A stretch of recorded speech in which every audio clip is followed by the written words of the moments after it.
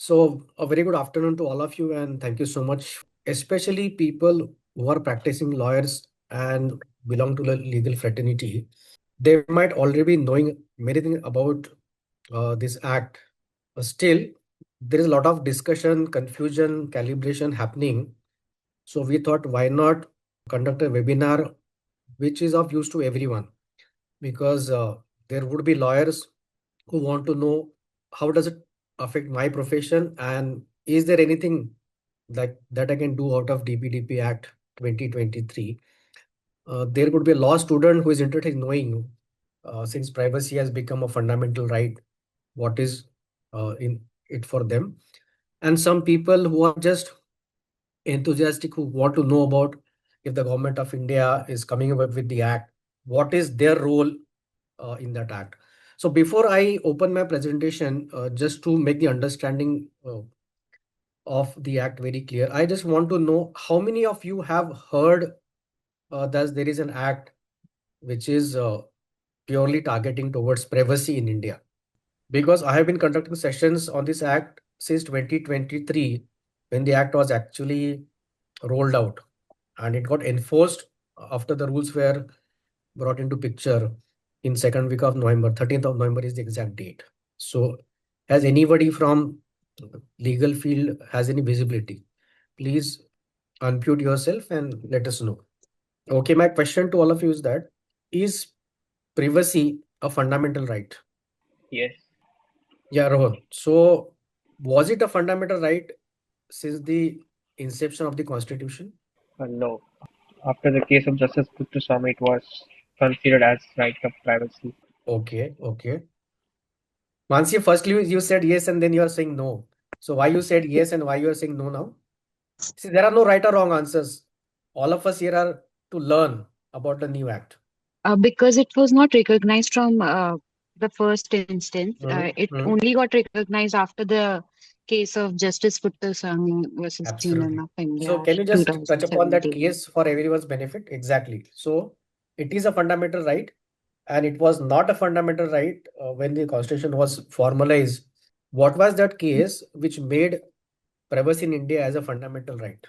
Even if you're a practicing lawyer, even if you're a law student, or even if you are not a law student, you have no connection with law, everyone should understand that privacy has become a fundamental right in India now.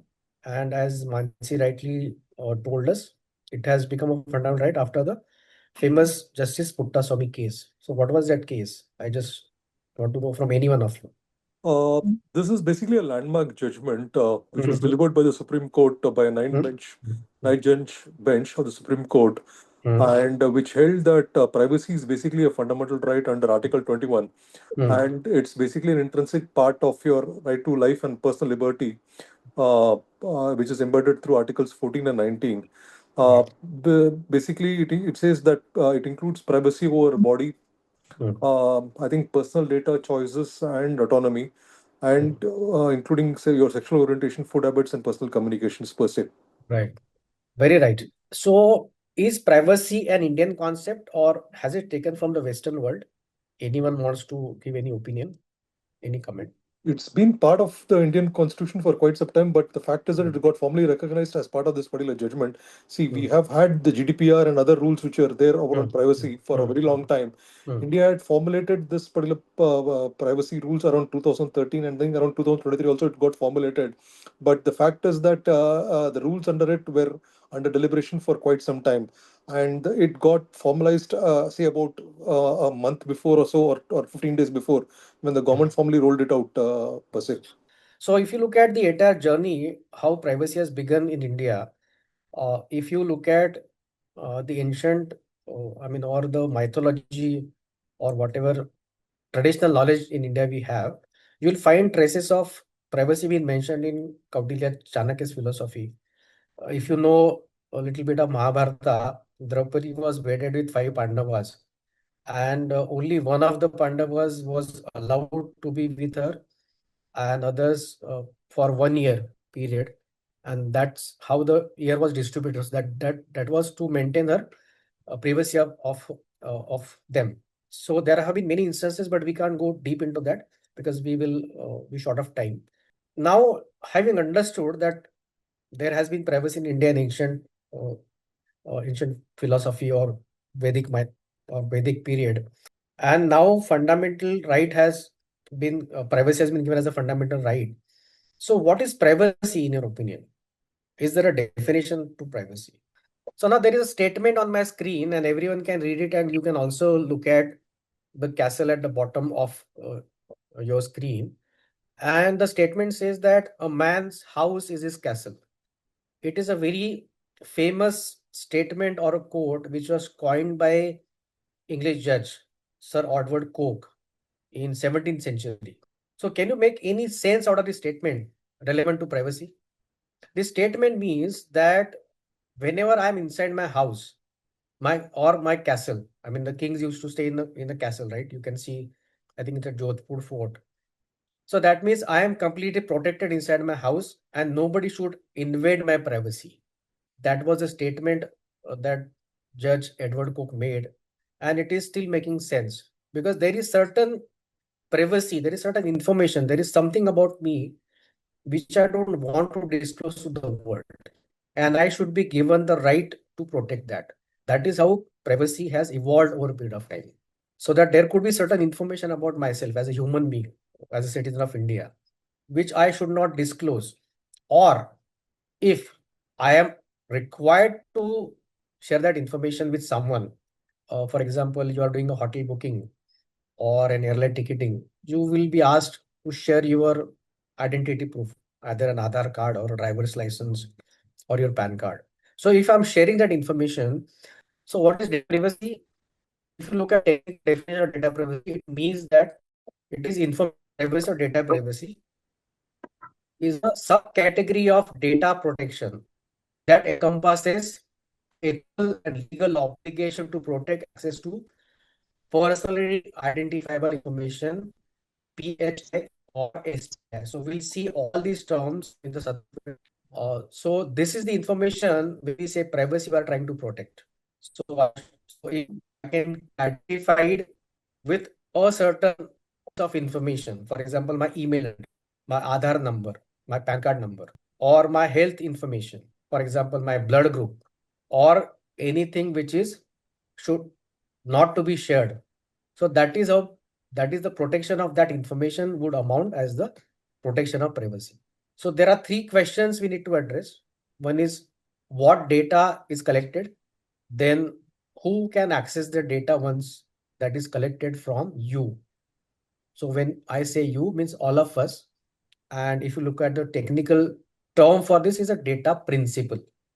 And somebody made a mention of GDPR just now. So if you look at GDPR vis-a-vis DPDP Act, if you read, they say it as a data subject, and we call it a data principal. So the person who is actually sharing the information. And how is the data stored? So I should know how the data is getting stored.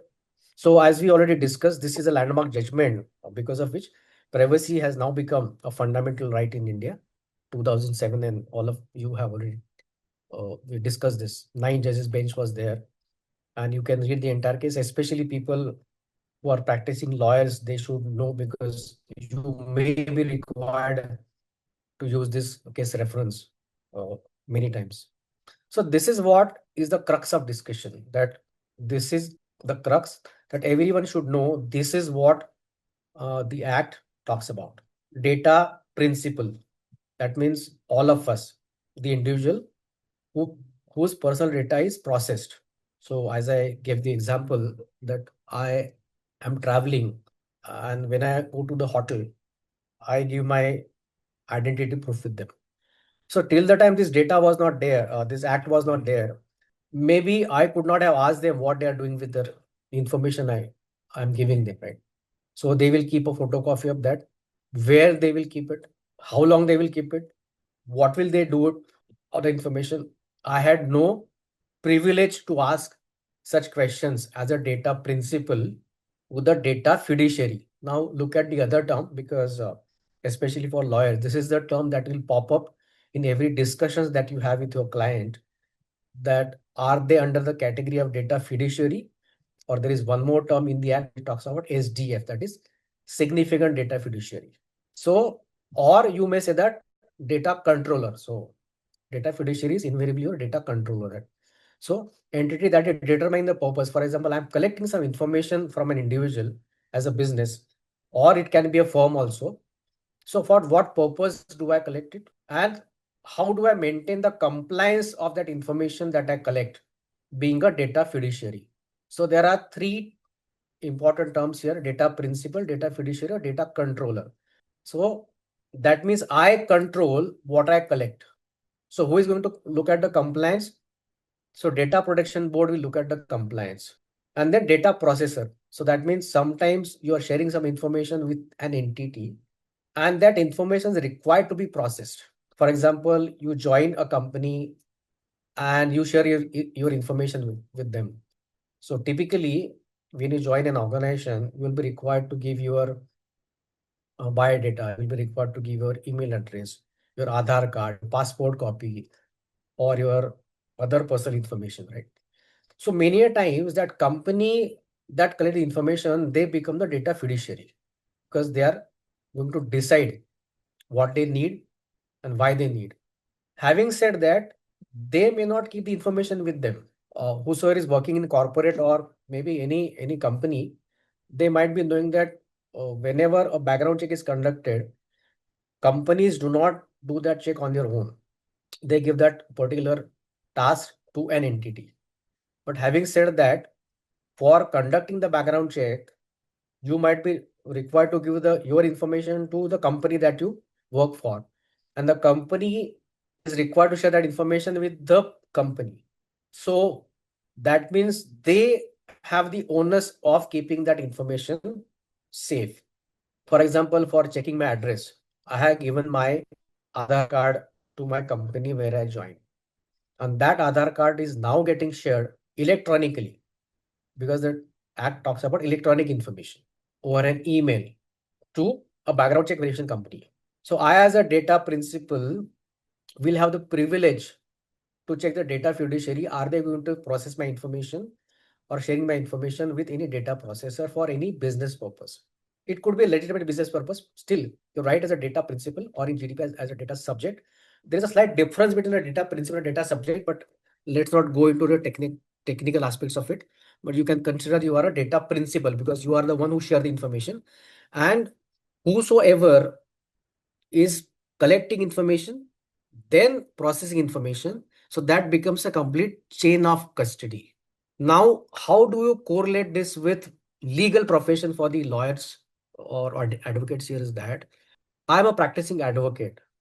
I may also be collecting information of my clients, right? KYC. So if I collect my client's information for, I have a certain case where ID proof of the client is to be given in the court of law, and the client has shared every information with me over an email. So the client who shares that information with you becomes a data principal. You become a data fiduciary being a law firm or even an individual. So if you are going to share that information with someone else, then you become answerable to your client. That's sir, how long will you keep it? Then you have to tell them, boss, it's a court case, right? You never know. There was smallest of cases of check bounce or maybe any violation of law can go up to years. In that case, you have to give that confidence to your data principal that, sir, I have collected information because it's a legitimate use of collection. And but do you really require that information once the judgment is announced? If yes, if no, why? Can any advocate, practicing lawyer, tell me the answer? What kind of information we normally collect from the clients and how long we keep it? And do we really control that as of now? Because I am trying to decipher this law both ways. That means what lies ahead of legal profession. As a professional, I'm doing it. But since I'm also collecting some information in the capacity of either a data fiduciary or a data processor, am I trying to control that? Or is there a possibility that I fall under the non-violation of the act? I just want one or two answer from any two or three people from a legal fraternity. What kind of information we collect and how are you handling that? My request to all of us, please speak. It will get everyone's idea clear. because these are the terms that will be used across the discussion. And unless we have crystal clarity of where do I fall, I may not be able to understand my role, because this is the only act where there is a liability on the data principal as well. And there are heavy penalties for data fiduciary if there is a breach of information, or breach of privacy rather, not information. Please, one or two answers. Let's make the ideas clear for everyone. Are we as advocates, are we collecting information from the clients? If yes, does that fall under the bracket of Sir, yes, I think PII? we have, Yes, yes, as advocates, there are multiple sources of information which we are collecting as part of yes, our yes, interaction and deliberation with the client. yes, And yes, there is quite a bit of sensitive information which flows through us. So yes, there is a definite need for us to maintain data privacy of the subjects for which the data is yes, being collected from our side. absolutely, absolutely. But how are you doing it currently? Sorry, sir, I'm basically a law student now for the first year. Okay. Any practicing lawyer can answer? And can you avoid the violation of privacy in such scenarios? Even the people from the bank who come for KYC these days, if you do not have a photocopy of the information with you, what they will say? They normally say that, sir, please, this is my WhatsApp number. You send your PAN card or Aadhaar card or whatever information that guy requires on his WhatsApp number, and he will go to the bank and process the information, and your KYC is done. Is it not the established practice as of now? So that's the practice on the ground, but typically, as a best practice, as earlier stated, one of the Hmm. key requirements is that when you actually give any documentation towards KYC, you Hmm. actually state the specific purpose for which the documentation is handed over to a third party. You mentioned there saying that you have issued a particular documentation for KYC purposes for a stated reason, and then accordingly give the documentation so that at least the responsibility is cast on the person who receives the documentation and ensures that it is processed in accordance with the privacy rules which are required and the care which is required to handle that particular piece of documentation. Very right. But how many of us are actually doing it? Or how many of us actually know this? That if I share my information with someone, I should make a note that why this information was given on what date and what was the purpose of the information that I shared. Hardly anyone does that, right? And how do we do it on a soft copy? For example, I go to a hotel, and if they take a photocopy of my, say, driver's license as my address proof, I, as a diligent citizen, and since I know privacy, I will know that I should write that this was the paper given for such and such purpose. But what if I'm sending the information on a WhatsApp for getting my KYC The, done? the processing purpose has been specified clearly whenever you are handing over any documentation to a third party per se. That's the clear requirement. And the person Right, also has the fiduciary responsibility of maintaining the purpose for which it has been given. right. Now, the next stuff on the screen is that we talk of personal data breach. That means if I have shared my information as a data principal to a data fiduciary, and data fiduciary has done a mischief accidentally, because nobody will do it purposefully, because they also know the violation should not happen with DPDP Act, or they have given the information to the data processor, and data processor made a goof up and your personal data breach happens. What is a breach? That means you come to know that there has been a disclosure of your PII, SPI, or PHI information that we discussed in the earlier slide with a party who is not authorized to get that information. So another access will be under that bracket. Disclosure. Accidentally, it could be disclosed to someone else, or somebody has altered that information, and there is a breach of integrity or confidentiality. That means I have given that information only to Malvika, and accidentally Malvika shared that information with someone else. So in such a scenario, that event or an incident will be termed as a personal data breach, and personal data breach has lot of penalties under DPDP Act. Any questions so far? I just have one question, sir. So Yeah. usually we get all these spam calls, especially Hmm. like for example, if I take my case, I was looking for a property way back in 2020.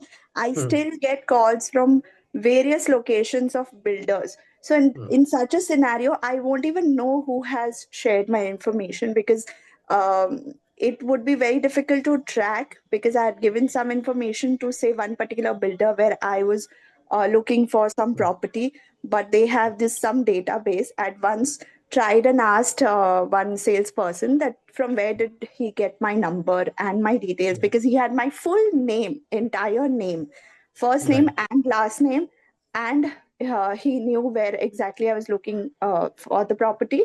And when I tried and had a conversation with him, he said that there is some database which gets shared among the builders. So this is just one of the examples that I wanted to quote, saying that in certain cases we might not even know who has shared our data. So in that case, how do we go about it? Absolutely. Very valid question. And this has been an accepted practice across banks, insurance companies, and builders, as you rightly said. Now, try to understand how the act is acting, right? Act says that I'm a data principal and you have given the data to one data fiduciary, right?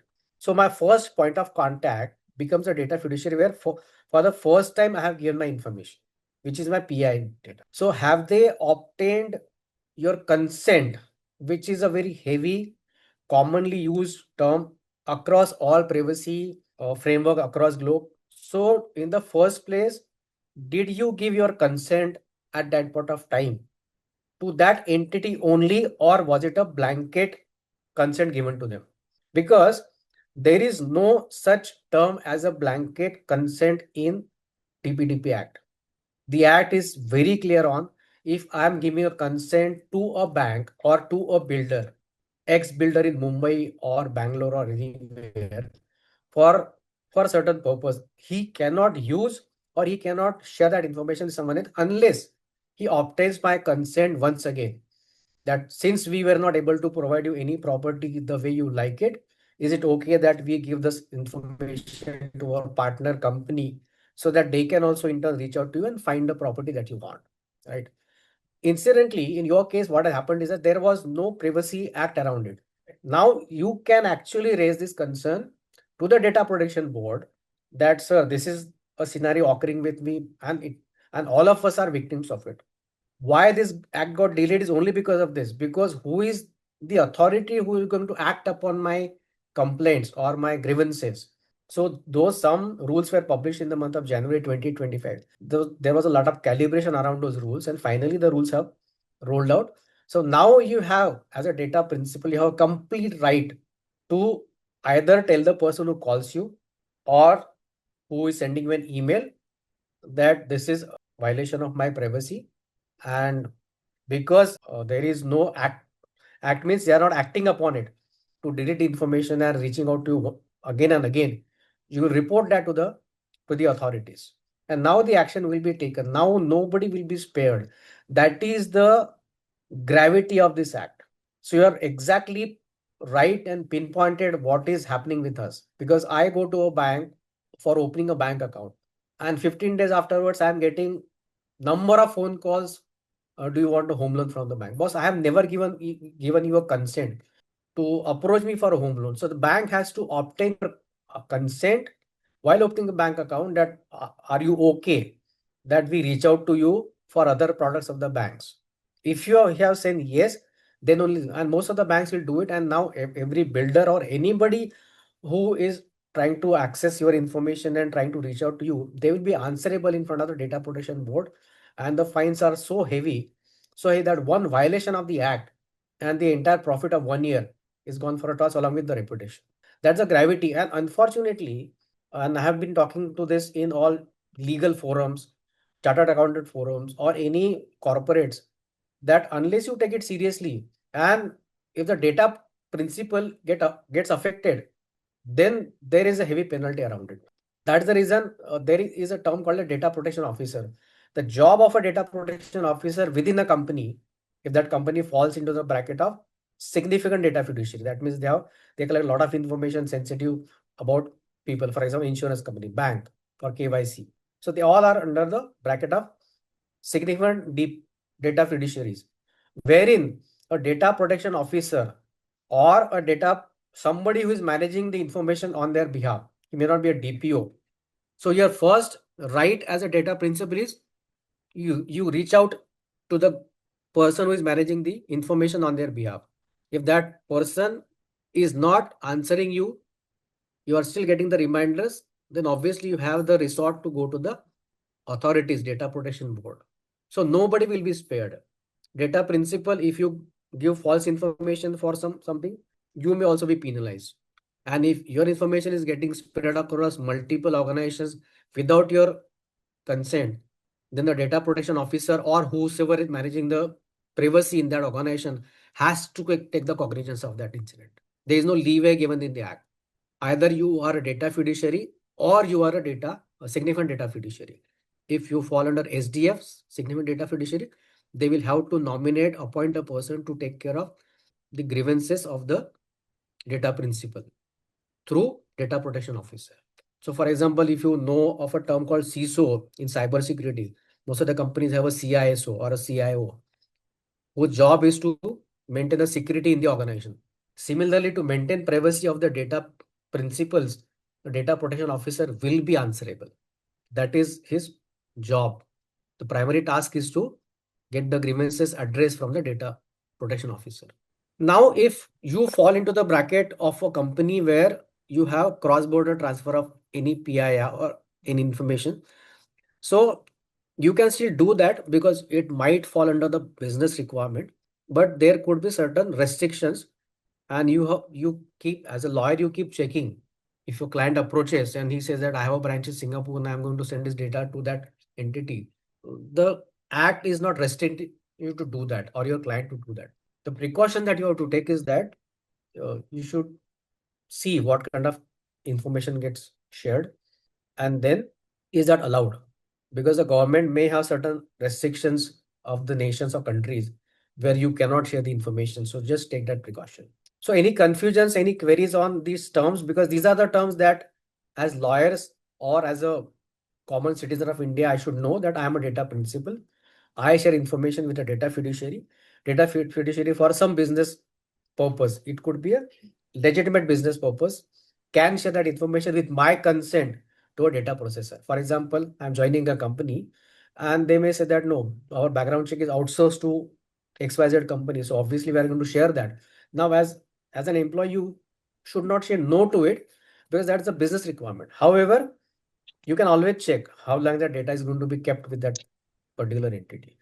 If something happens, personal data breach happens, you have first point of contact is the somebody is managing privacy in that organization, and ideally that person or that entity would be known as data protection officer. So you reach out to DPO if they are not able to, and they will have a policy which is already published on the website that how they take care of your data breaches. If they are not able to resolve that, obviously you have an authority in India now, which is Data Protection Board of India. And all the roles that the Data Protection Board will perform are elaborately given in the Act. So this is how it is structured. I've tried to put it in one slide. That data fiduciaries are there. Then there are certain special provisions where the data principal could be a minor, right? So what will happen to the information that they share? Because we never thought of these things in the past, especially for people who are practicing advocates. We write wills for the people, right? I mean, just I'm deviating from the topic. So whenever you are writing a will for the person, we normally take their property details, their every details, their investment shares also. Now, as a right practice, what we have to do henceforth is that we have to take the nomination of the data that the person for whom you are writing a will has to be written. That means what happens to my email account, my Facebook account, my Insta account after my death. So if I'm writing a will as an advocate, I'm helping someone to write a will, because ideally for writing a will, you don't need an advocate, but most of the people take help from the lawyers. So I should ask my client that sir, आपने property का बोल दिया. You have two houses, one goes to the elder son, one goes to the daughter. You have two FDs, one in this bank, one in that bank, and that is shared with son and daughter. What about the data? So nomination of data has to be added as a part of your will now. If data principal is a minor, not attained the age of 18, obviously the parents are the guardian or the guardians, parents or the guardians, they become the data principals for that minor child, and they should be acting as a data as a principle for that. Any questions on this? Sir, a fundamental question here. Yeah. So, with regard to the subject of data privacy, Hmm. I think there are multiple settled cases in the Supreme Court saying that after the death of an individual, there is no privacy per se which is involved around the data surrounding the particular person. So, Right. where does this particular question arise, sir? So there are two aspects to look at it. One is that if I die, does that mean that my email account and my emails become a public data? No, it doesn't become public data. But what I'm trying to say is that the protection per se, which is around the individual, also is not there after the death of the individual. So, where is the question of the protection being extended towards any other digital assets surrounding the person? No. Let's not confuse between protection of it and handing over of data. By nomination, what we are saying here is that my email account today will be operated by my daughter or my EA or one of my friends. How will someone know that? You have a property of 10 crores. You divide the property between two of your successors, 5 crores each. What will happen to your email account? So data nomination is also one of the aspects. That's what we are discussing. Whether the information becomes public or still private or still needs to be protected, that's a very debatable question.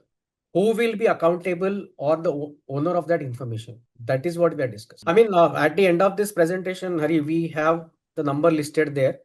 You can write down that number, and if there is any query which is unresolved, we can take it up. If you read bullet number 2, it says that individual rights to access, correction, eraser, and grievance redressal mechanism. So we already discussed grievance redressal, that I can reach to the data protection board or to the DP of a company if I feel that there was a violation of my personal data shared with the data fiduciary. Now there is one term on the screen which talks about eraser. One is correction. That means information which I shared needs to be corrected, which is fine. But what you understand by eraser, that means I, as a data principal, will have the right to ask that how long do you want to keep this information and what purpose? For example, again, the same example which applies to all of us. You go to a hotel, you present your Aadhaar card, he takes the photocopy, you sign it as a good individual that given to this and this hotel, but he has that copy on his WhatsApp also. That physical copy that you give will not come under the purview of DPDP. It talks about data protection for the digital assets, but nobody keeps it physical. Most of the hotels or any bank will scan it, right? The moment you scan it, that becomes the digital information. So as a data principal, we'll have the right, sir, how long will you keep this? Now I'm in your hotel for 3 days. I check out after 3 days. So after I check out, why do you need my information to be kept with you? They may say that no, we also get audited by n number of entities.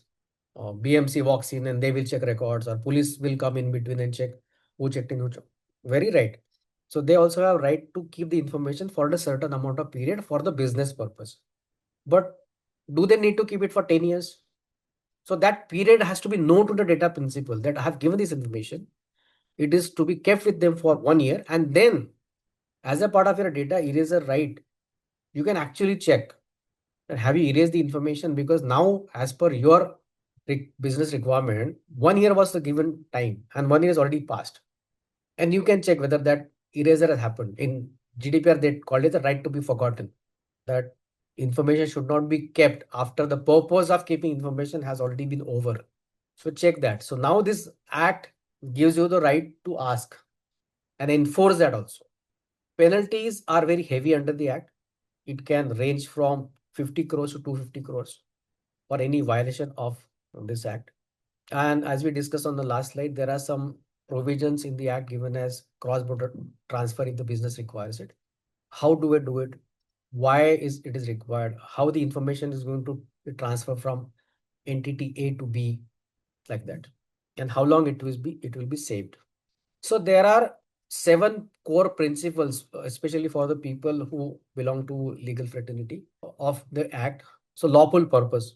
If the client walks in and he says that there has been a data violation of my privacy, the first thing that you need to check is that information that was collected from your client, was that for a lawful purpose? Number one, establish that principle first. Then accountability. Who was accountable for keeping that information secure. It could obviously the first task will go to the data fiduciary or SDF or then the data processor. So onus may lie on both of them.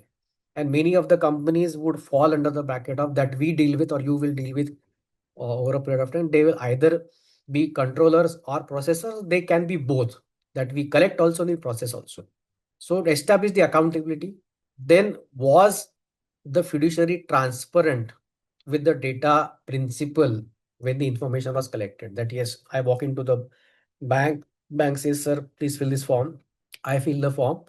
Now, till the again, let's not confuse, till the time that form is physical, you can still get away from the breach of privacy, because as of now, the act is on the data that is converted into electronic form. But obviously, all the banks use core banks and they will scan the information and they'll be stored in some of the servers. So was the data fiduciary transparent with you or your client, if you are acting on behalf of client, that yes, transparency was maintained? My client was completely given a 360 picture of what he or she is sharing, why it was shared, how it is going to be used by the bank, for what purpose, and consent was taken.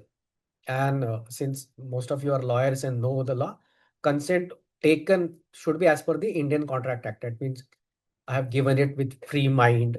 Then I am a major. Then I was under the state where I could have given a consent. So all these will apply if the consent was obtained. Then was there a possibility for your data fiduciary to minimize the information? I mean, did they collect it because they actually required it, or they could have not collected, still their job would have been done? For example, two ID proofs, right? So was it required to collect two ID proofs which contain your PII data, or could they have got away with taking only one ID proof? That data minimization, or one ID proof is enough, still they're asking for two. Why? So collect only necessary data adequate for intended purpose. Address verification, Aadhaar card. For address verification, they are collecting your PAN card will not suffice, right? Because it doesn't have address mentioned on it. So check with your client how many ID proofs they have given, what information was shared, and could his data fiduciary or your client data fiduciary could have gotten away with not collecting that information. Then accuracy. Now accuracy also lies on the data principle, that I am also responsible, accountable for information sharing which is accurate. So owners can lie on me also. Then storage limitation. That means, as we discussed, if they need it for 1 year after the audit, they should keep it a 1 year and they should not jump that period. So you are your client as a data, or you on behalf of your client as a data principal can ask what is the storage limitation and why they need it after that. And all the security safeguards. Security safeguard means encryption of information, or where do they keep it. It is limited by access to not too many people in the company. And try to apply this principle to all the information that you are collecting from your own clients. It cuts both ways.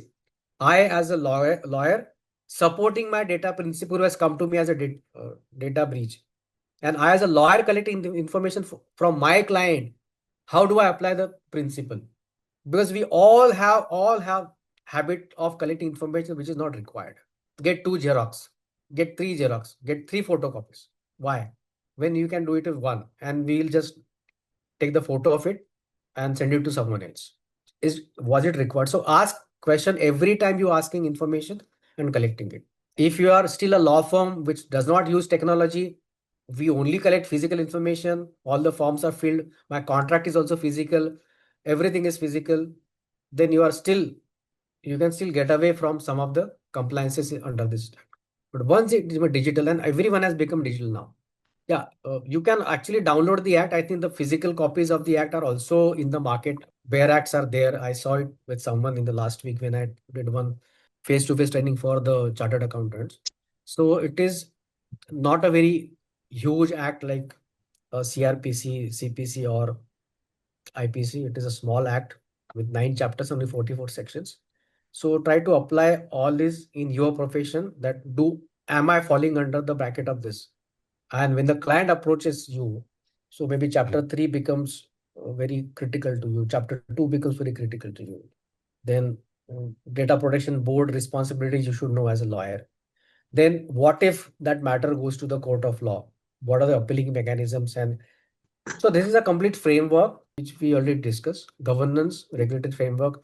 So the act is structured rules 1 to 8, then 9 to 15, then 16 to 22, like that. Now, please read the bottom of this slide. I have made it very clear that rules 3, 6, 7, 12, 14 are the immediate action items. Then data principle we already discussed. What are the rights? So right to access my information which I had shared. Then I have the right to go to complaints, that is grievance redressal. Then correction and erasure. I have the right to correct my data if it was accidentally changed or edited, and erase the information, and right to nominate. Now data principals can nominate other individual who can exercise their rights in case of death and or incapacity. That this is what I was discussing a few minutes ago. That I should also have nomination for my data which will reside on my laptop or my company's server or my mobile phone. So who will be the owner of that or the custodian and owner of that data? Any form that you fill, information you are giving on a website, you automatically become a data principal. There are certain examples given. Your employer collects information. We discussed this case. You go to hospital and your health records are asked. So all these are information will form as a part of information sharing, and as a data principal, you should be knowing that now I'm a data principal because I've shared the information with the hospital, with my employer, or with my lawyer, or for an e-commerce website. So in your case, your website, e-commerce website from where I buy a book becomes my data fiduciary. So the hospital becomes my data fiduciary. Employer is my data fiduciary. Understood? Now there are certain duties given for a data principal also, and I should not shy away from that because I'm a data principal. I should know. If you read section 15 of the act, it gives you all the bullet points. As a data principal, what should I do? So as a lawyer, if somebody approaches you, you just open up section 15 of the act and check, sir, 1, 2, 3, 4, 5 things. Start a discussion from there. That means information share was not illegitimate. Then no false grievances. ऐसा ही complaint लेके आ गया. Establish the fact first. Then was the information authentic? So establish all these facts and then make your complaint against the data breach to data fiduciary. Penalty provision, again, violation of section 15 of the act, data principal can be penalized up to 10,000. So even if I breach, I get a penalty. The act is very severe. Maybe the amount is less, but the act is severe on data principles also. Then we have discussed this. I will not go detail on this slide. Data controller, data processor, because certain information I collect as a data fiduciary or a data controller, you can use both the terms interchangeably. Data processor is doing certain processing on the information. So I, as a data principal, will have right to check with data fiduciary also, data processor also. Ideally, that becomes the ownership of a data fiduciary to check what data processor is doing. Because if there is a breach of privacy by the data processor, the ownership of that breach will also lie with data controller. And that I subsequently discussed that with the way, where does the opportunity for lawyers like us lie under DPDP Act. So e-commerce website is a data controller, hospital, same example, data fiduciary. I gave the same example of a data payroll processor. That means the companies outsource the payroll management to a certain company. So obviously they'll have to share the payroll information along with the employee's name, his email ID, or his Aadhaar card, sorry, his PAN card number for tax purpose. So that means they are data processors. Cross-border data transfer, if your client organization falls under this category, just be cautious that there can be certain elements of the act that you need to comply with. Penalties can go up to 250 crores. Then breach notification failure. Now this again, try to understand between 250 crores and 200 crores. That means the act is mandating you as a data fiduciary or significant data fiduciary to notify to the authorities of a data breach. So even if you do not notify, and if you happen to be an advisor or a lawyer, advocate representing such company, the first task is to tell them, boss, data breach has occurred, please notify it to the relevant authorities.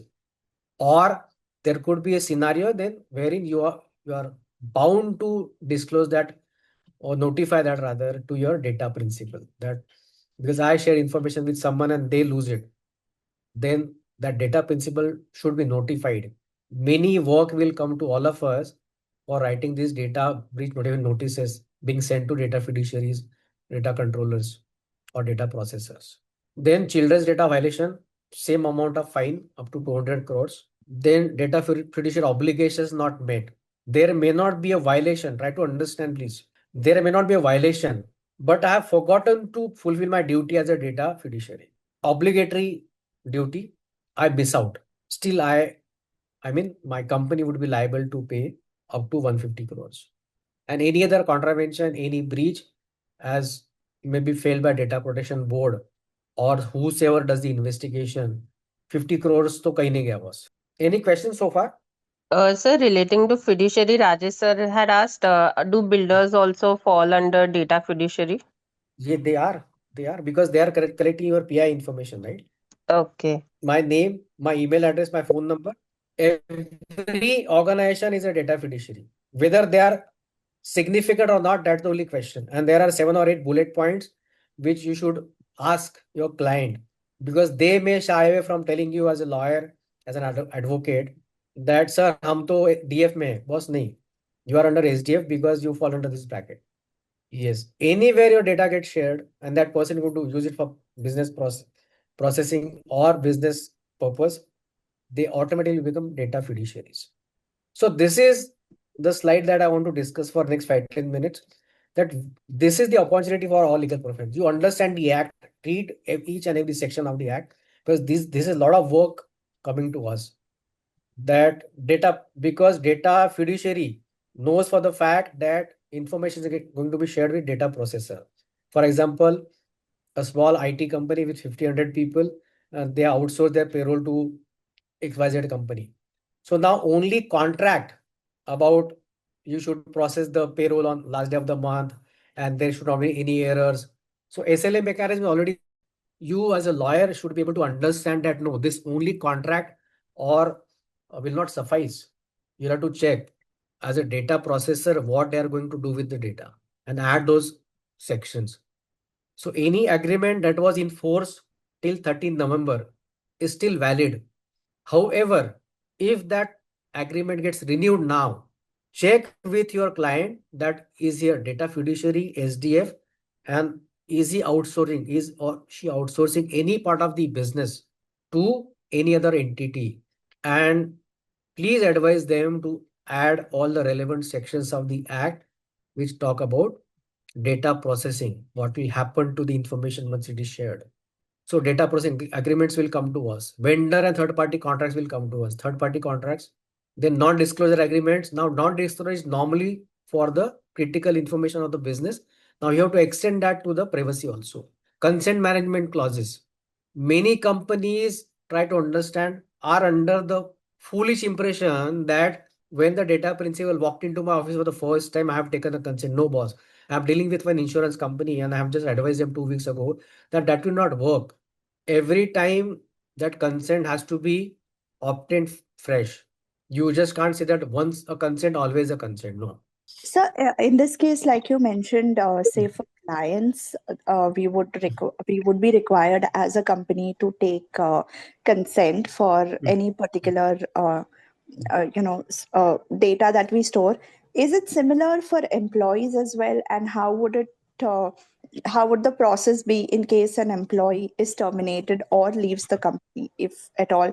What happens to the data that we are required to store for a particular number of years, and post that, how would it go about? Yeah. So very good question. So now my compliance says that whenever an employee joins my company, I am required to take 1, 2, 3, 4 things from him, right? And you need those things as a part of your business purpose. One is a business purpose, one is a legal purpose. So if the financial data, if the finance income tax act says that 8 years or 10 years or whatever, depending upon in which geography you operate, that this has to be kept for n number of years. So that law will prevail, right? And if you can prove it to the data principal and to the data protection board or the investigation agency for which purpose the data was kept for a certain amount of time, then you should not delete that data because that might be required. I was dealing with one company, they are still our clients, but they were operating on UK, and then GDPR came in between. So I told them to move all the data that we're doing in UK in Indian cloud, so that one cross border was taken care. Number two, then I told them that why are you keeping the information with you? They are a payroll processing. So they said, PK, many a times people come to us. 3 years ago, he has left, but for certain reason, he needs his payslip. I told him that you should declare that once you leave, we will only keep the data for 1 year for our compliance purpose, and then we'll not keep it, right? Because somebody can come out of 100 people, 2 people come for asking their information. Are you going to jeopardize the information shared by other 98 also? Just look at the framework and the law prevailing. If the law says that financial data needs to be kept for 7 years, then 7 years is your legitimate business purpose. If you are going to keep beyond that, then you should be sure that why I'm keeping it. Understood? So the act does not say that you should not keep the information or you should not collect the PI. Because PI information is required. If I go to a doctor, I recently got a surgery. So they got my blood reports done. So can I say that no, I will not share my blood with you, no, or you cannot keep the report till the time that surgery and treatment was on. Now I can go and check with the hospital. Now surgery is done, so they may say that no, because of my audit, I need to keep it for 1 year or 2 years. Now I, as a data principal, will have to validate that. Is that legitimate request? Okay, boss, you get audited also by your authorities. You do. After 3 years, does my blood report still lie with them? All my X-rays, and it is my PHI, right? It's my personal health information, my blood report. Then I should put my foot down. Now it's 5 years after my surgery. Why you still need it, right? Understood? Yes, sir. Thank you. Okay. Thank you. Yeah. So don't all of us, everyone in this forum, do not confuse between why should I collect. If there is a purpose to collect, you will have to collect because business has to survive, right? A doctor cannot perform with a surgery unless he sees the blood reports and other fitness certificate given by the other surgeon. So obviously you'll have to give that to him. How long he keeps it, that's a legitimate purpose. Same is for the employee. You are collecting his passport, you are collecting his address proof, everything is fine. But you should not keep it after compliance purpose is met. That the employee may come after 10 years to ask for his payslip. It's a far-fetched thought. So your data storage will also increase and your compliance burden off. And if there's a breach, then you are liable to pay the fines and penalties amounting to 50 crores. So then privacy policies you will have to write for your clients or all the policies required under DPDP Act. Then how they are managing their data life cycle that as we discussed just now, data is collected, it is stored, it is processed. Then retention and disposal policies. I mean, how long do I keep it? Then training and awareness that everyone in the organization understands the intricacies of the act. Then in disputes handling, then you will have data protection board, investigation inquiries. So your client may depute you that now we are getting inquired by the data protection board, or then there is an appeals appellate tribunal. So if there's a notice out to your client, how do we respond to that? So all this is a business coming ahead of. Any questions? Sir, any case law where the DP board penalized a data fiduciary? See, there are many such examples outside India. Now, data protection board got enforced. I mean, it was always there as a part of the act and the rules in 2025 January. But our rules have got enforced after November 13. So practically, it is just 3 weeks after the act we are sitting. Right? Okay, Because sir. so it's too early for a data protection board to take action. They have given 1 year and 18 months to comply with the act. And that is where we have a business. I mean, we can go to data fiduciaries and ask them, are they complying? Because it will take a lot of time to understand business, write all the notices, all the policies, their cookie policy, their privacy policy. All this is a part of advisory work for lawyers.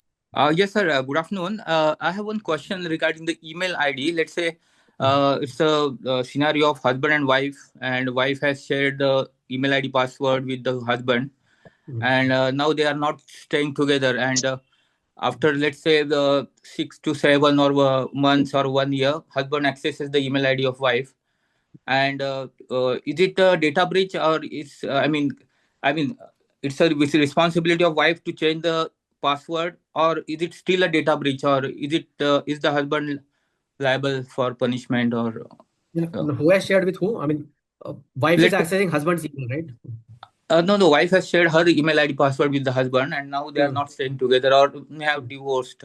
Hmm. So, and husband accesses the email ID after, let's say, It is 1 year, it is 2 years. it is a breach of privacy for the wife, right? I mean, husband is accessing, right? Ha. Yes. So, After the act being enforced, it is a breach of privacy. Now, having said that, but even there was no DPDP Act. As a lawyer, just think it through, right? ha. It could be a violation of many other things. But is it not the The- responsibility of wife to change the password if she finds it? I mean, is the husband still liable for the? See, the husband will still be liable because why does he access the information of his wife after they got Ha. separated? In the first place, Okay. the reservation, it's a very tricky case. The reservation will lie with in the first place.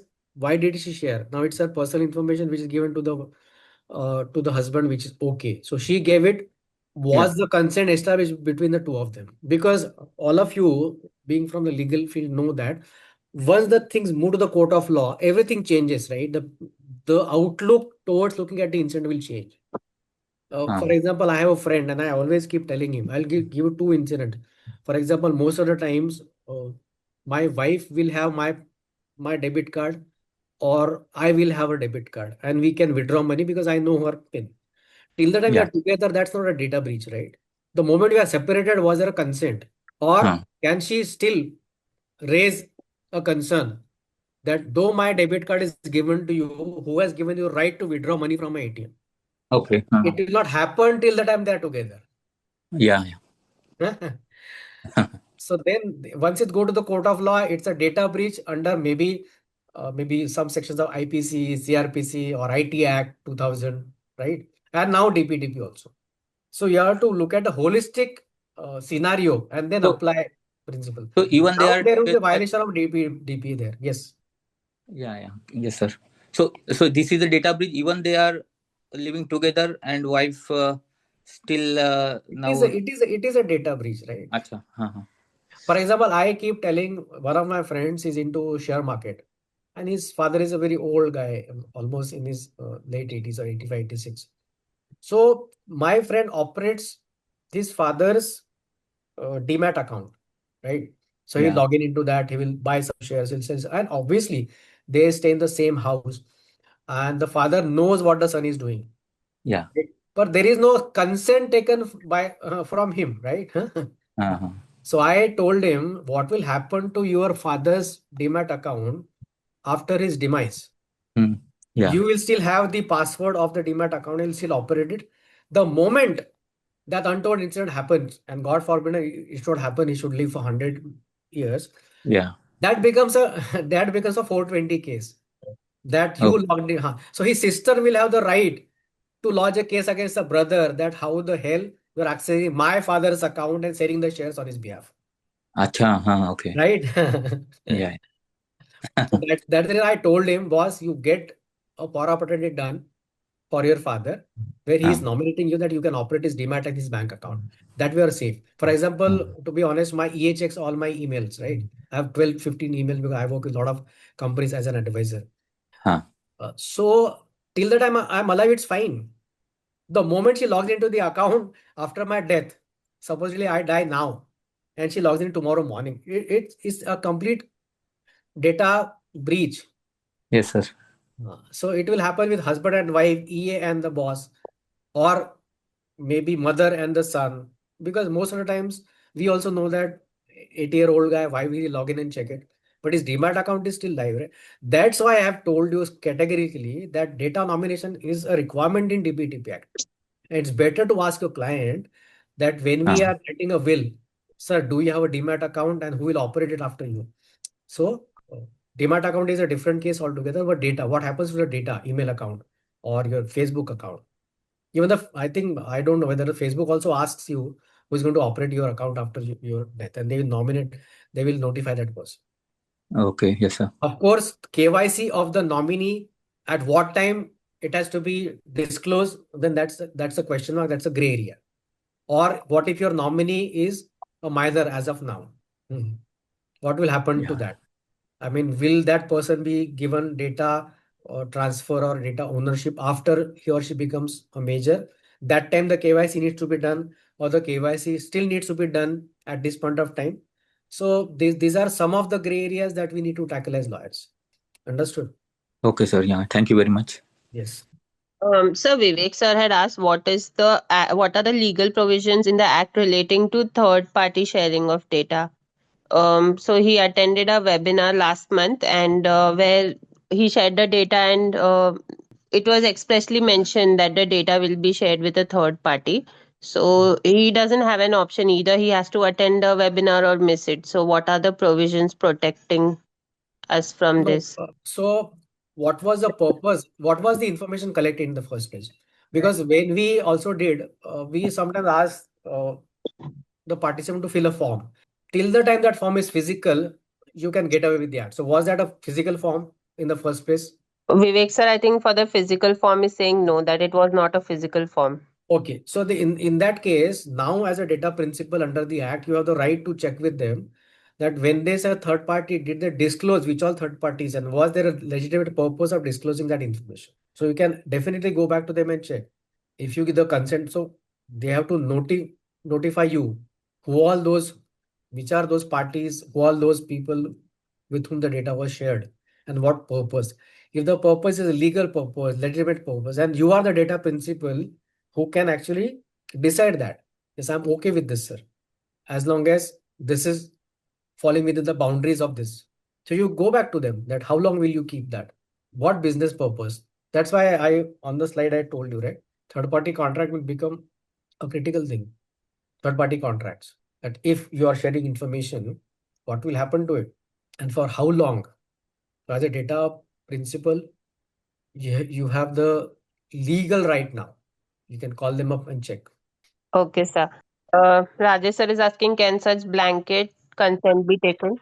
No, there's there is no, I told this, I think in the session 2, 3 times, there is no such thing as blanket consent. For what purpose? You have to notify, specify to the data principal and obtain a consent.